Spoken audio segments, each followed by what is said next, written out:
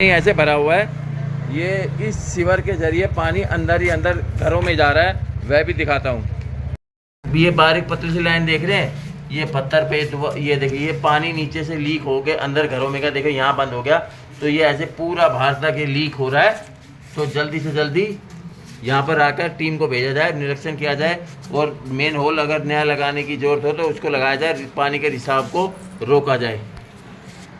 हाँ जी नमस्कार जी, इस वक्त मैं खड़ा हूँ साध नगर की गली नंबर 24 में। गली नंबर 24 के आप लास्ट में आएंगे तो ये कुछ फ्लैट्स बने हुए हैं, वहाँ फ्लैट में इन लोगों को क्या समस्याएं हो रही है उन्हीं से पूछते हैं। हाँ जी बताइए। जी, जय हिंद अपार्टमेंट ब्लॉक सी गली नंबर 24। यहाँ पे समस्या ये है, मैं न्यूज़ चैनल के माध्यम से बताना चाहता हूँ कि जो हमारी गली में सीवर है, सीवर लाइन की वजह से हमारे जो फ्लैट्स हैं उसमें एक बेसमेंट है और बेसमेंट में रिसाव हो रहा है। बिल्डर के द्वारा बेसमेंट रिपेयर कराई गई है, लेकिन काफ़ी हद तक पानी रुक गया है, लेकिन रिसाव अभी भी है। इससे 32 फ्लैट है, यहाँ पे 32 लोगों को जान मान का खतरा है, क्योंकि बेसमेंट में पानी कहीं ना कहीं से रिसाव है। तो कृपया मैं यही बताना चाहता हूँ न्यूज़ चैनल के माध्यम से कि इस समस्या का समाधान हो और ये सीवर लाइन की मरम्मत हो। धन्यवाद। अच्छा जी आप बताइए। ये बिल्डिंग के साथ में हमारा घर है, उसकी की भी दीवार को खतरा है और नीचे फर्श भी बैठा हुआ है और सीवर का पानी देखो गली में कैसे भरा हुआ है, मेरे सामने ही घर के सामने भरा हुआ है, लेकिन कोई सुनवाई नहीं कर रहा है।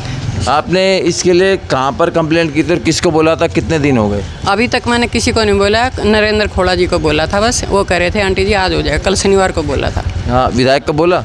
नहीं विधायक को नहीं बोला, वो नरेंद्र खोड़ा जी ना प्रधान, उन्हीं को बोलते हैं, वही बोलता है, वही बुलाता, गाड़ी को बुलाता, वही बुलाता RW को। ठीक है। कि पानी इसमें भरेगा तो इससे हमारी बिल्डिंग को भी खतरा है। कल को अभी हमने इतना पैसा लगा रखा वो सारा ही बर्बाद समझो। इससे हमें डर ही लगा रहता है, रात को टेंशन रहती है कि अगर कुछ भी हो जाएगा तो हमको तो नुकसान ही है सारा इससे। आओ सबका प्रॉब्लम वही है सेम। इसी बिल्डिंग में हम भी रहते हैं, लेकिन ये नीचे जो पानी भर रहा है वो हमारे लिए भी नुकसानदायक है। इतने पैसे हम लोगों ने लगाए हैं तो कुछ नुकसान हो जाएगा तो फिर हम लोग कहाँ जाएंगे? हमारे लिए टेंशन ही टेंशन है, सब पानी भरा रहता है, बस वही है हमारे लिए, सबका प्रॉब्लम वही है हमारा। वो बेसमेंट बैठ चुका है नीचे, ऊपर से पिलर भी बैठ रहे हैं नीचे को, तो ऊपर पूरी बिल्डिंग को खतरा है, तो इसलिए इसकी मरम्मत ज़रूरी है। हाँ हमारा जो बिल्डिंग लिया हमने, बिल्डर को हमने कितनी बार बोला कि हम जब हमने बिल्डिंग दिया था, घर लिया था, बिजली पानी सब कुछ है यहाँ पर, पक्का पानी है, वो बिजली है, सब कुछ है, लेकिन बाद में देखा कुछ भी नहीं, न पानी का न कनेक्शन है न बिजली कनेक्शन है। और ये बेसमेंट में पूरा पानी भरा पड़ा। हमने उसके बाद कितनी बार कंप्लेंट करके आया, फ़ोटो खींच के वीडियो बना के दिखा भी आया, लेकिन वो सुनने को राजी नहीं, वो केयर करता ही नहीं। वो जो सीवर का पानी लीक हो रहा है, इससे एक तो बिल्डिंग भी कमज़ोर हो रही है, साथ में ये नाली भी पूरी भर जाती है, जिस कारण बच्चे भी जब गली में जाते हैं तो नाली के पानी का असर, गंदगी इनको भी लगती है, तो ये बहुत नुकसान कर रहा है अभी हमारी बिल्डिंग को भी, साथ में गली को भी। मैं एक निवासी हूँ, मैं दिल्ली जल बोर्ड से भी रिक्वेस्ट करना चाहता हूँ कि ये सीवर लाइन को जल्दी से जल्दी ठीक किया जाए, क्योंकि जब हमने बिल्डर से कंप्लेंट किया उन्होंने काम भी कराया है, इसमें काफ़ी हद तक पानी रुका, लेकिन अभी भी सीवर लाइन से हमारे बिल्डिंग में पानी आ रहा है। ये इसका इम्पैक्ट हमारे पिलर पे दिख रहा है, पिलर धंसता जा रहा है। तो मैं जल बोर्ड से रिक्वेस्ट करूँगा कि प्लीज़ इस पर जितना जल्दी संज्ञान लें, जितने जल्दी आ सके इस पर एक्शन ले सके, हमारे लिए बहुत हम उनके आभारी रहेंगे, ताकि हमारे जान को भी खतरा ना हो और पैसे का भी नुकसान ना हो। Thank you. मैं जल बोर्ड से रिक्वेस्ट करना चाहूँगा कि जल्दी से जल्दी इस समस्या का समाधान किया जाए, ताकि हम लोगों ने जो भी इसमें पैसा लगा रखा है, ये बिल्डिंग कभी भी गिर सकती है, और इस सीवर लाइन का जब तक प्रॉपर समाधान नहीं हो पाएगा तो ये बिल्डिंग के लिए बहुत खतरा है। धन्यवाद। मैं भी इस बिल्डिंग का एक निवासी हूँ और ये जो समस्या है इससे बिल्डिंग को और लोगों के जान माल को जो है बहुत खतरा है, इसका निवारण जल्द से जल्द होना चाहिए। हाँ जी सर, मैं भी इसी सोसाइटी का सदस्य हूँ। मैंने भी बड़ी मुश्किल से कुछ पैसे इकट्ठे करके अपने लिए यहाँ पे फ्लैट ख़रीदा था, ठीक है, बट जब ये हालात देख के ऐसा लग रहा है कि मैं कुछ गलत जगह फंस गया हूँ। मेरे बच्चे भी परेशान हैं, हम भी परेशान हैं। कल को अगर ये सही हो जाता है तो हम सबके लिए फ़ायदेमंद रहेगा। मैं यही कहना चाहूँगा कि जल बोर्ड जल्द से जल्द इसका निवारण करे। नमस्कार सर, इसी बिल्डिंग के नीचे बेसमेंट है, बेसमेंट के अंदर गंदगी जा रही है। ये जो नाला बह रहा है, नाला के अंदर, नाला का पानी बेसमेंट के अंदर जा रहा है।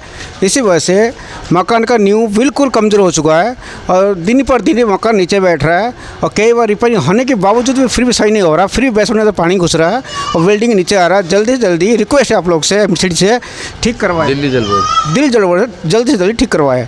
नहीं तो बिल्डिंग नीचे आने में ज़्यादा देर नहीं लगेगा, ज़्यादा टाइम नहीं लगेगा, बहुत क्षति होगी, बहुत नुकसान हो जाएगा जान और मान के सब कुछ की भी। अपार्टमेंट सी ब्लॉक गली नंबर 24 साद नगर। हम लोगों ने यहाँ बड़ी मुश्किल से पैसे इकट्ठे करके एक फ़्लैट लिया है। सी ब्लॉक में 32 फ्लैट हैं, जिसके 3 BHK कोने पे जो नीचे बेसमेंट है ना, राय बिल्डर ने कई बार रिपेयरिंग कराया है इसको, लेकिन बेसमेंट में अभी भी पानी बहुत ज़्यादा है। बारिश के दिनों में तो बहुत पानी रिसाव होता है। इधर की सीवर लाइन बिल्कुल भी ठीक नहीं है, उसकी वजह से बहुत पानी बेसमेंट में रहता है। बेसमेंट जब तक ठीक नहीं होगा बिल्डिंग को बहुत नुकसान है, जान माल को नुकसान है, हम सबको नुकसान है। दिल्ली जल बोर्ड से निवेदन है कि प्लीज़ इसको जल्दी से जल्दी सही कराएं। धन्यवाद। देखा आपने ये गली नंबर 24 जय हिंद अपार्टमेंट में क्या गंभीर समस्या है। यहाँ पर जो ये सीवर लीक हो रहा है, सीवर लीक हो रहा है और उसका पानी जो नीचे अंदर ही अंदर बेसमेंट में जा रहा है। सबसे पहले मैं बोल दूँ जो हमारे पालम थाने के SHO साहब हैं कि SHO साहब, अगर ये बिल्डिंग धंस गई, गिर गई, जान माल का बहुत नुकसान होगा, कौन जिम्मेदार होगा। JE और AE ने मेरी 2 बार थाने में कंप्लेंट करी है। मैं आया हूँ, आपसे मिला हूँ और मैंने आपसे ये भी कहा है कि मैं किसी सरकारी काम में बाधा नहीं डालूँगा। मैं सिर्फ जहाँ पर जनता की समस्या है उनको उजागर करूँगा, उनको आप तक पहुँचाऊँगा, दिल्ली जल बोर्ड को।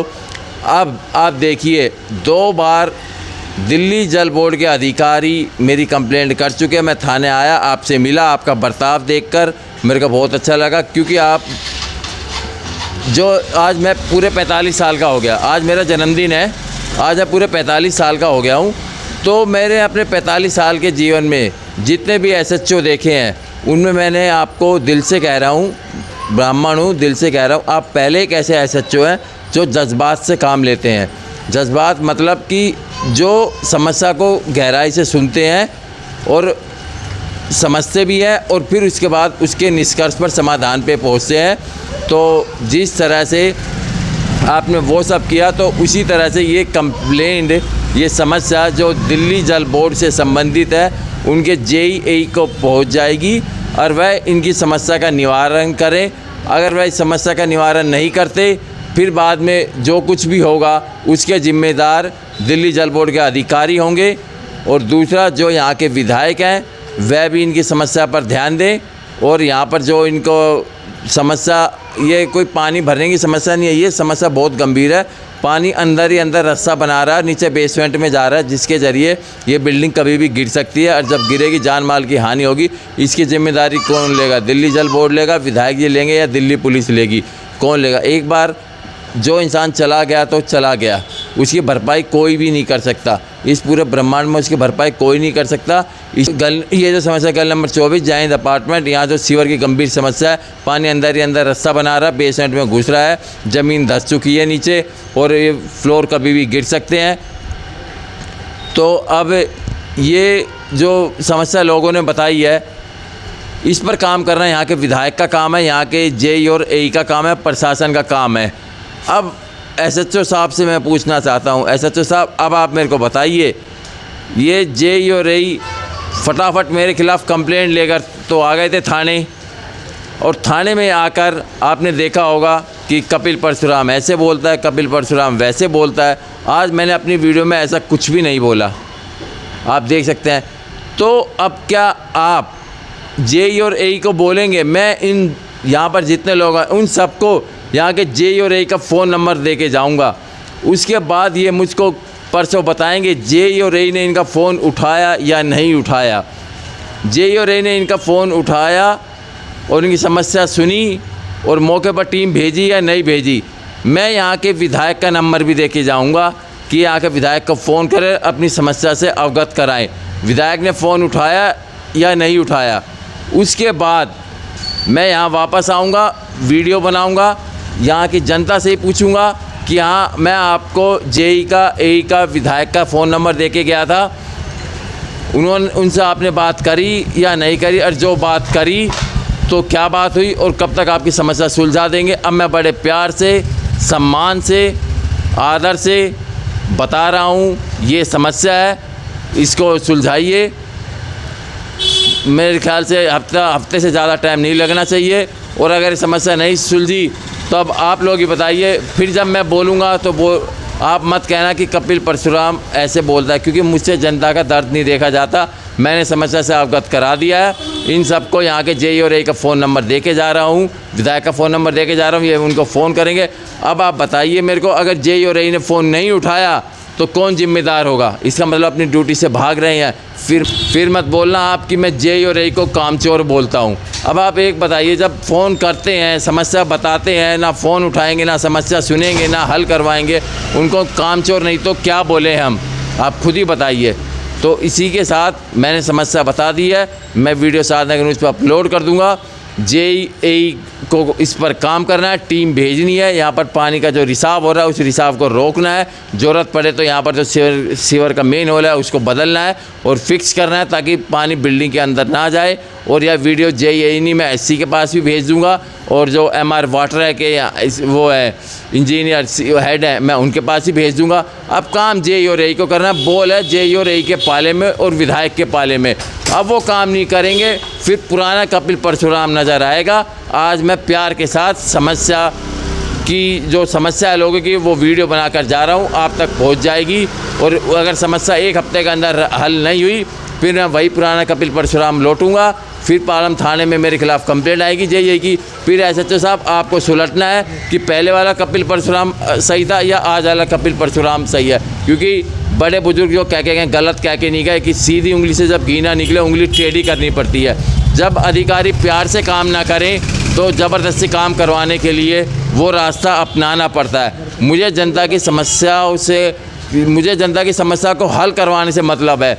अगर वो प्यार से हल करेंगे तो ठीक, अगर प्यार से हल नहीं करेंगे तो फिर तो आप जानते हैं मैं अपने वही रुद्र अवतार में आ जाऊँगा। फिर मत कहना, फिर मेरे को थाने बुलाएंगे ना, फिर आपकी जिम्मेदारी, फिर जेई के खिलाफ़ आप कार्रवाई करोगे।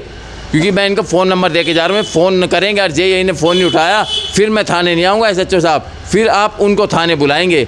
और अब की बार अगर मैं थाने आया ना, तो मैं इस बार 20, 25, 30 लोग नहीं आएंगे मेरे साथ थाने में। बस इस बार 20, 25 लोग नहीं आएंगे, इस बार कम से कम 100 से ज़्यादा लोग आएंगे।